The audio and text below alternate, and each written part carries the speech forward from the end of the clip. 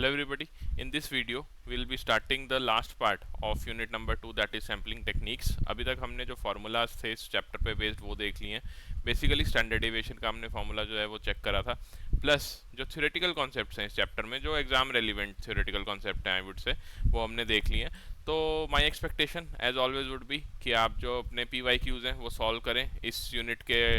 जो भी PYQs हैं आपके पास अवेलेबल, प्लस जो भी आपका IIBF की मैकमिलन बुक के बैक साइड में क्वेश्चंस हैं उनको आप अटेम्प्ट करें, सो दैट एक कॉम्प्रिहेंसिव प्रिपरेशन हो जाए अभी, बिकॉज एग्जाम में इतना टाइम नहीं बचा है. And as you know that we have come up with the cap 2024 master course. यहाँ पे आपको चारों compulsory subjects that is ABM, BFM, ABFM and BRBL comprehensively पढ़ाए जाएंगे. And 20+ live classes will be there जो कि नवंबर में स्टार्ट होंगी. ये इसी कोर्स का पार्ट है. अगर आप इस कोर्स का हिस्सा बनते हैं तो 400+ concept classes are there in the recorded format. 150+ chapter wise test, हर एक चैप्टर के बाद टेस्ट हैं, क्विज हैं, in order to measure your level of preparation कि आपने कितना अच्छे से जो नॉलेज है वो ग्रास्प करी है एक पर्टिकुलर टॉपिक की या फिर एक पर्टिकुलर यूनिट की. And 20 full length mocks are also there. Right now we are offering various discounts, so do check out the course on our website and enroll in the course if you find the content useful. आज का जो topic है very short topic I would say, quick topic, और इसको हमने पढ़ना भी इसी हिसाब से है कि हमारा अगर एग्जाम में क्वेश्चन आता है तो वो इजीली सॉल्व हो जाए. सेंट्रल लिमिट थ्योरम की हम बात करेंगे.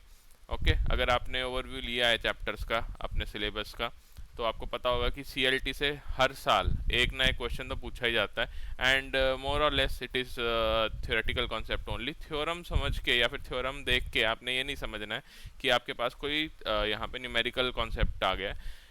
Obviously central limit theorem is one of the numerical concept only, but हमारे एग्जाम पॉइंट ऑफ व्यू से ये सिर्फ एक थ्योरेटिकल कॉन्सेप्ट है. ठीक है, पहली चीज़ तो आपने ये याद रखनी है. सेकेंडली जो थ्योरम्स होती हैं, जैसा कि आप अपनी थ्योरी ऑफ प्रोबेबिलिटी वाले चैप्टर यूनिट नंबर 6 में देखेंगे, वहाँ various corollaries are also there. Fine, तो वो यहाँ पे नहीं होने वाला है. यहाँ पे सिंपल आपने ये समझना है कि सेंट्रल लिमिट थ्योरम का मतलब ये है कि आप जितने भी मेजर्स ऑफ सेंट्रल टेंडेंसी पढ़ेंगे उनको पॉपुलेशन के लिए कैसे पढ़ना है, बस ये देखना है आपने. मेजर्स ऑफ सेंट्रल टेंडेंसी कौन से होते हैं अभी हम नेक्स्ट चैप्टर में पढ़ेंगे. They will be mean, median and mode.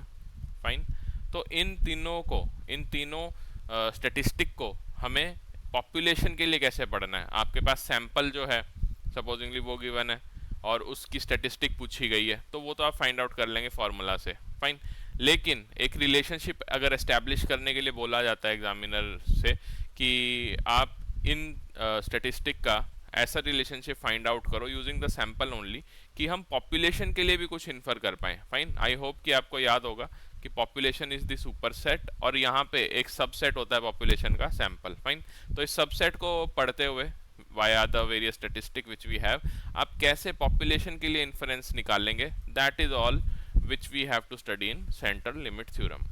तो सबसे पहले जो सैंपल साइज है यहाँ पे होना चाहिए ग्रेटर देन 30. अगर तो एक पर्टिकुलर क्वेश्चन है या एक पर्टिकुलर केस है जहाँ पे sample size is greater than 30, then we can say that yes this sample size qualifies for the study under central limit theorem. Okay, अगर तो sample size 30 से कम है, then we will say that we cannot study this sample size if you are talking about studying this topic or studying this sample size using central limit theorem. Fine, तो sample size would be greater than 30. Okay, relationship कौन सा establish करना है हमें, the relationship between shape of the population distribution and shape of the sampling distribution of the mean और other statistic. Fine, हो सकता है आपके पास एक केस गिवन हो, सपोजिंगली एज लिमिट का कोई केस है जहाँ पे आपको various ages are given. Fine, various ages और एज ग्रुप्स आर गिवन, जहाँ पे 15 to 50 एक एज ग्रुप है. ओके, और यहाँ से आपने एक पॉपुलेशन में से 15 to 50 एज ग्रुप को एक्सट्रैक्ट किया एज सैंपल. फाइन, अब यहाँ से आप वेरियस स्टैटिस्टिक फाइंड आउट कर रहे हैं इस एज ग्रुप के लिए using your mean, median and mode. Okay, अब ये तीनों चीज़ आपने इस पर्टिकुलर सैंपल साइज के लिए 15 to 50 एज ग्रुप के लिए पढ़ ली. इसको यूज़ करते हुए हम पॉपुलेशन के लिए क्या स्टडी कर सकते हैं या फिर इस पर्टिकुलर सैंपल का क्या रिलेशनशिप रहेगा उस पॉपुलेशन डिस्ट्रीब्यूशन से, that we will be studying through central limit theorem. Okay, तो ऐसे ही देखना है आपने इसको, सेंट्रल लिमिट थ्योरम को, कि जब भी आपका सेंट्रल टेंडेंसी के कोई भी मेजर्स हैं, मीन, मीडियन और मोड, उनमें से कुछ भी हम स्टडी कर रहे हैं, कुछ भी कैलकुलेट कर रहे हैं, then we can say that yes now we can use, और we are in fact using the central limit theorem. Third जो है एप्लीकेबिलिटी, वो क्या है? It assures that sampling distribution of the mean approaches normal as the sample size increases. इसका मतलब क्या हुआ कि जैसे जैसे आप देखेंगे, ये जैसे मैंने एग्जांपल बताया आपको कि पॉपुलेशन इज द सुपरसेट, अब सुपरसेट में से एक्सट्रैक्ट किया आपने एक सबसेट, उस सबसेट की वैल्यू या फिर उस सबसेट की क्वांटिटी आप अगर बढ़ा रहे हैं, तो धीरे धीरे करके यू विल फाइंड कि वो पॉपुलेशन को ओवरशैडो कर लेगा या फिर maximum population will be covered. तो यही यहाँ पे गिवन है कि अगर आपने सपोजिंगली एक सैंपल डिस्ट्रीब्यूशन को स्टडी किया और जैसे जैसे उसका आप सैंपल साइज इंक्रीज करते जा रहे हैं, जैसे जैसे ज़्यादा नंबर ऑफ आइटम्स और number of people you are extracting from the population, वैसे वैसे you can say that the mean approach is normal. Normal का मतलब क्या है? It will approach the normal distribution, non normal distribution में वो नहीं रहेगा। फाइन, जो बेल कर्व है that it will attain. Fine, तो सेंट्रल लिमिट थ्योरम में तीन चीजें आपने याद रखनी है। कब एप्लीकेबल है वो? अगर सैंपल साइज ग्रेटर देन 30 है। नेक्स्ट, कौन सा रिलेशनशिप बताता है central limit theorem? It describes the relationship between the shape of your population distribution and shape of the sample distribution. और ये जो शेप है ये कैसी हो जाएगी? It will attain the shape of normal distribution जैसे जैसे आप सैंपल साइज इंक्रीज करते जाएंगे। तो ये तीन चीजें अगर आपको पता है, you are good to go. और सेंट्रल लिमिट थ्योरम में आपने इससे ज्यादा नहीं पढ़ना है अपने एग्जाम पॉइंट ऑफ व्यू से। फाइन, क्वेश्चन देख लेते हैं इस पे base. The central limit theorem, और इस पे आगे इन्होंने बताया है कि कौन सी स्टेटमेंट्स जो हैं वो करेक्ट हैं। आपने फाइंड करना है कौन सी स्टेटमेंट यहाँ पे करेक्ट है। The central limit theorem required some knowledge of frequency distribution. तो फ्रीक्वेंसी डिस्ट्रीब्यूशन की तो हमने बात करी ही नहीं है, तो it will be wrong.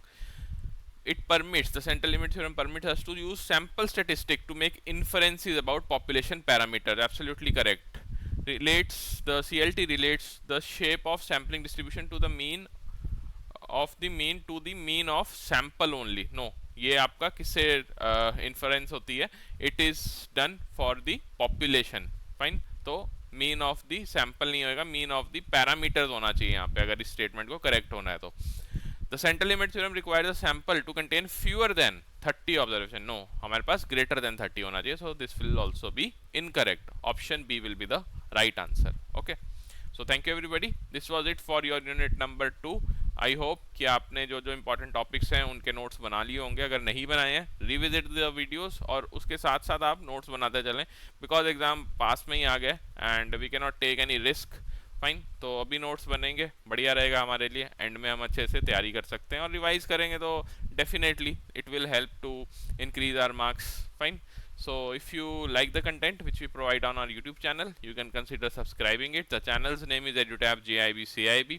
If you have any query or want to give any feedback, so you can drop a mail to us at hello@edutap.co.in telephonically. This is the number where you can contact us.